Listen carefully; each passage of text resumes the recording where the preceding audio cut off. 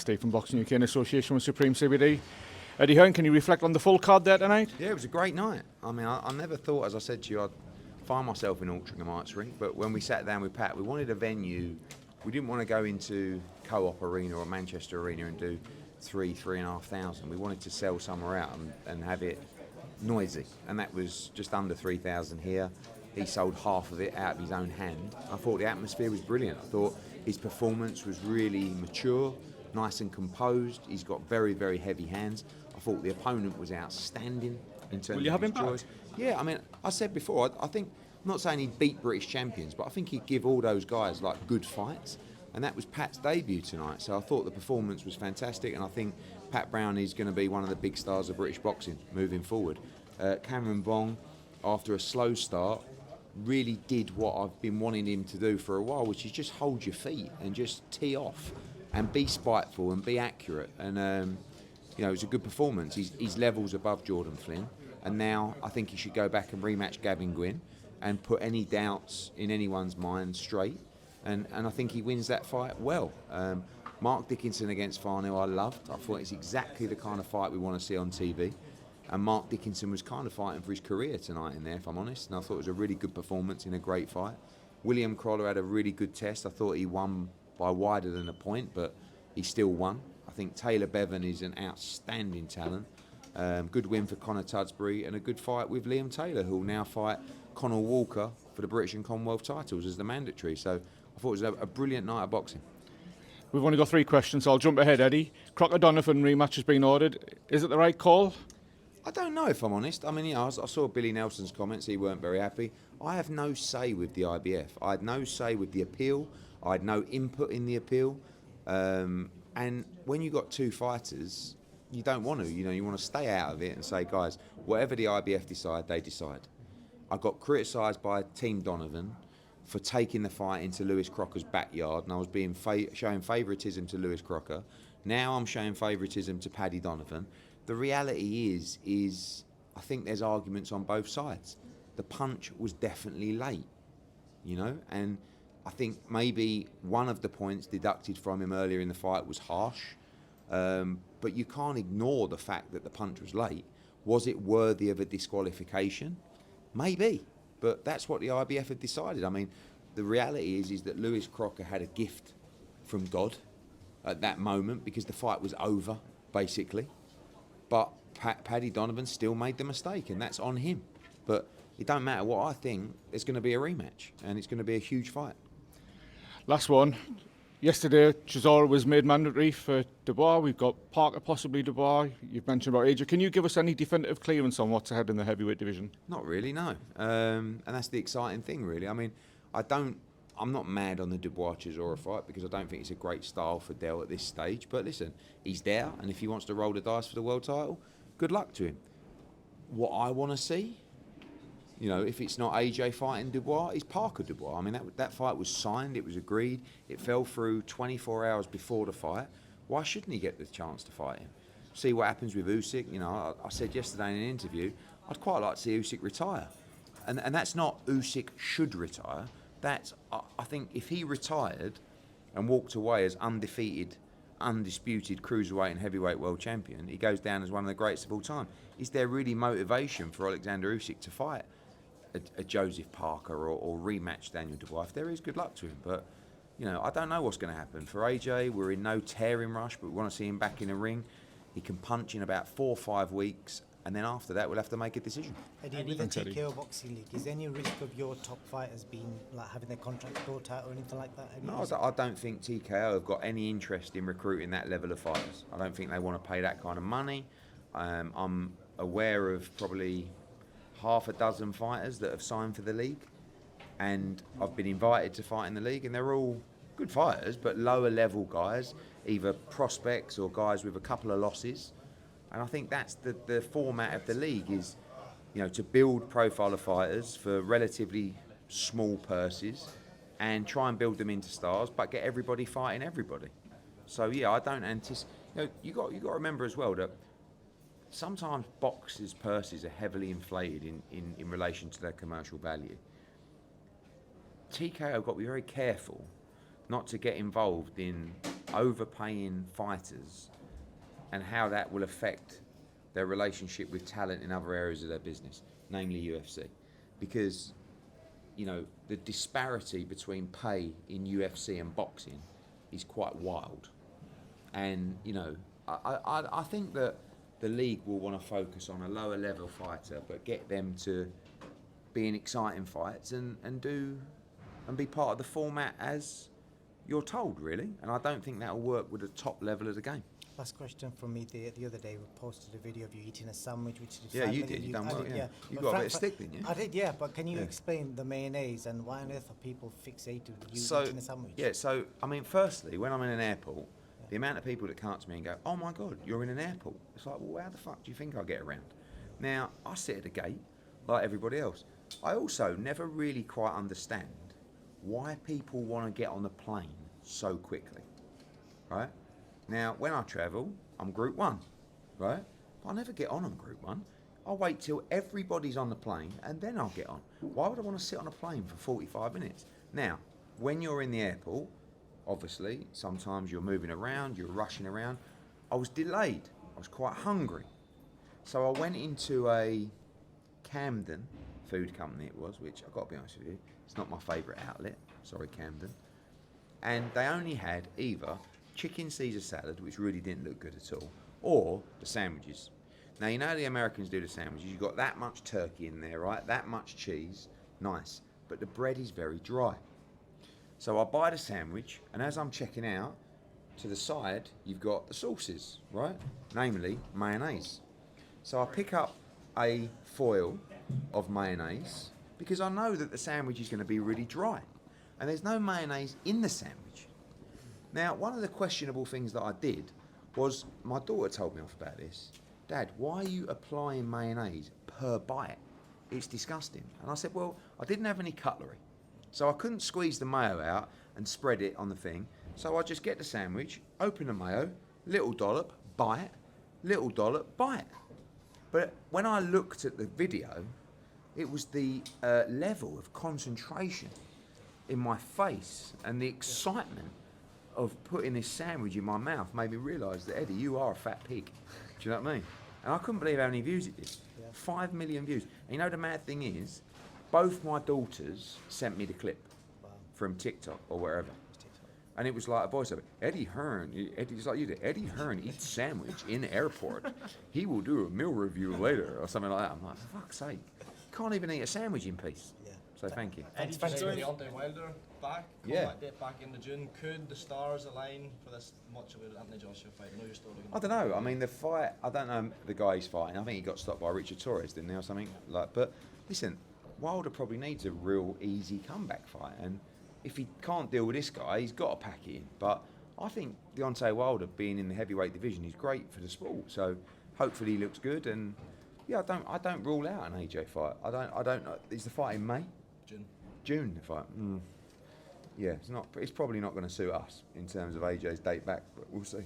Dmitry Bivol, any update there? Obviously, Turkey doesn't seem particularly keen on the David Benavidez fight. So if it is to be the trilogy fight with Beterbiev, will belt started to be vacated, if that's what's to be next at that stage? Yeah, I mean, we had an offer via the lawyer from Samson Boxing to fight Dmitry Bivol. I saw Samson's comment about the split. He got the purses completely wrong in terms of what Bivol made for Beterbiev, but the reality is this. TURKI'S has given Dmitry Bivol 4 fights, right? He gave him, most importantly, the fight with Beterbiev for undisputed, and better than that, after what we thought was a poor decision, he gave him the rematch 4 months later. So we are doing whatever His Excellency wants us to do for the next fight. I would expect that to be, because of how he dealt with Bivol Beterbiev 1, I would expect that to be the trilogy fight. If His Excellency turns around and says, we want you to fight David Benavidez, no problem. But we want to keep hold of all the belts, but if we have to lose one to follow His Excellency's plan for Dmitry Bivol, no problem as well. asked you yesterday about the logistics for the Times Square card, and people on social media seemed a bit sort of dismayed at the fact that tickets won't be available to fans. It's not really the impression that was given from mock-up designs and such. Just a chance to respond. to that. Mock-up designs was not. I believe the mock-up designs came from a social media account, AI account of how it might look. There was never an intention to sell tickets for the event. I believe there will be guests there, but the whole concept of these, you know, it's not my concept or event, so I'm not, you know, this is my opinion, is it's a TV experience. Do you know what I mean? It's something in a location that is quite wild, and it's not built. I mean, the whole fascination with this, you're losing the game, right? So, which I could never do this, because you're literally leaving somewhere between $5 and $10 million on the floor by not having a crowd. But in these unique locations, it's not about the crowd. It's about, you know, they'll be focusing on the TV production and the look of it. It's like Alcatraz. If that happens, they're not gonna put a crowd on Alcatraz Island. It's just the whole experience of that location. So yeah, it was never an intention. It was never announced there'd be a crowd. And I expect there to be people there, but as I understand it, they won't be selling tickets. Eddie, when you mentioned TKO boxing before, obviously Dana White's vision is so different to your vision of boxing. He believes it's broken. He wants to rebuild it from the ground up. As he said previously, you've said Dana is someone that you looked up to with the way how he's built up the UFC model, but things are different now. You react to that by saying you believe you're still the best boxing promoter in the world. He's competitive. He wants to be the best boxing promoter in the world. What's that dynamic like now? Because it is seemingly going to become a rivalry between you both, isn't it? I don't know. Maybe. I mean, spoke to him the other day. Not really. It was only about some tickets actually for UFC London that he sorted me out. So we get on very well. I respect him. I don't agree. I don't have to agree with all these comments about boxing.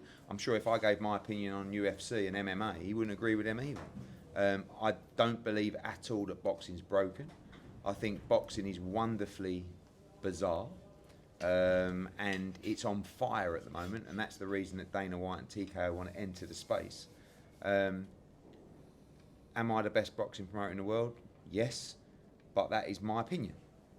You know, I think if people are really honest, I think some might have to reluctantly agree.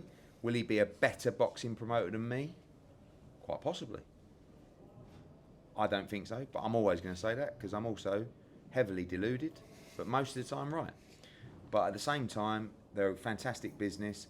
I think the concept's going to be really interesting, and I don't necessarily think it's going to be what people think.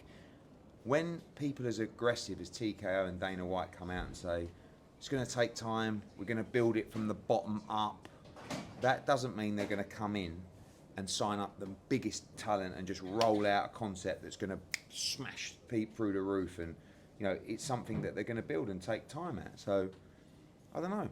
I mean, will we become competitors?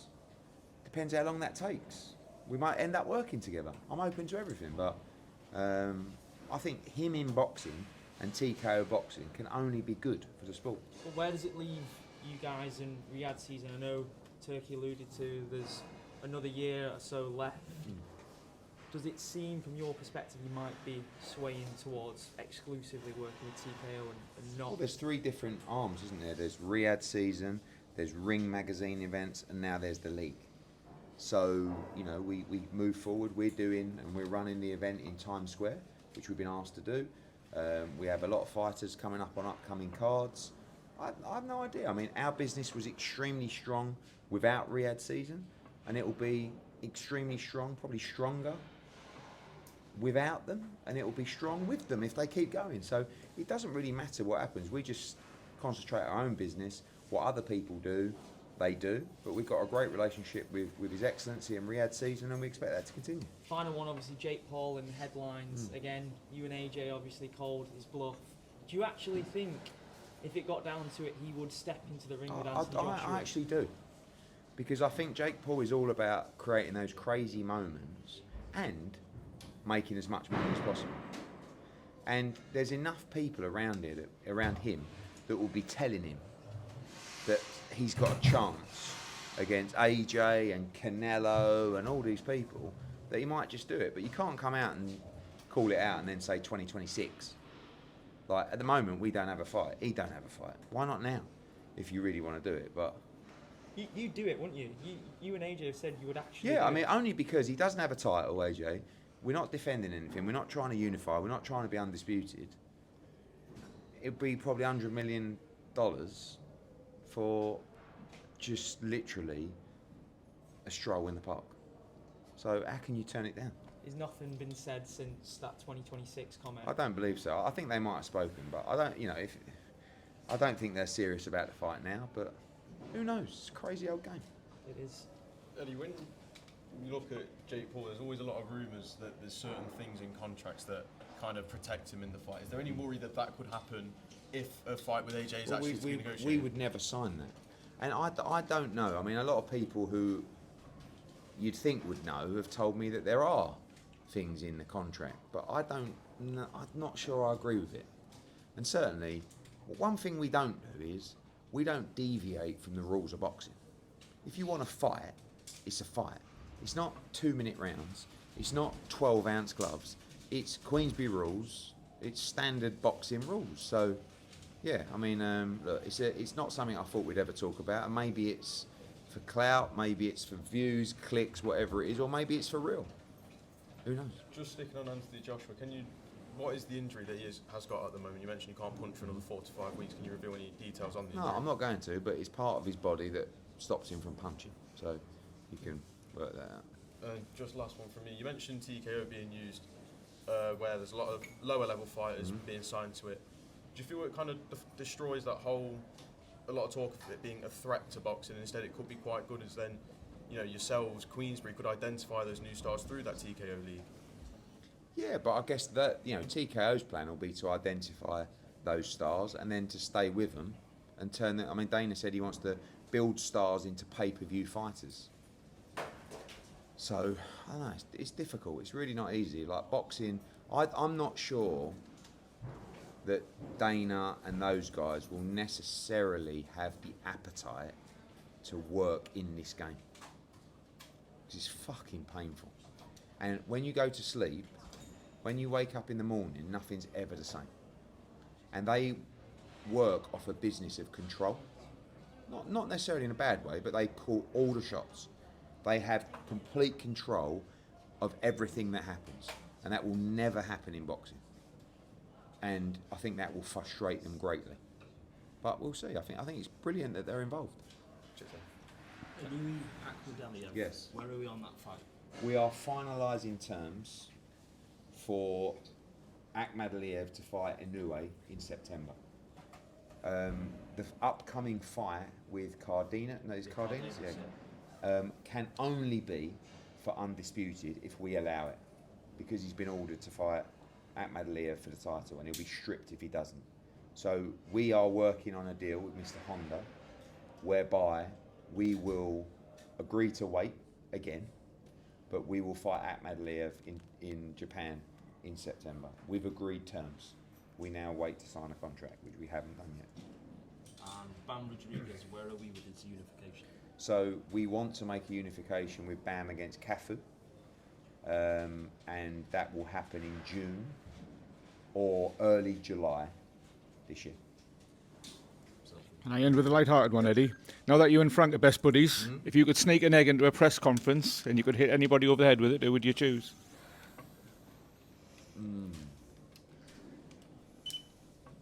Simon Jordan. Great answer. Thanks, Eddie. On the Simon Jordan thing, it's told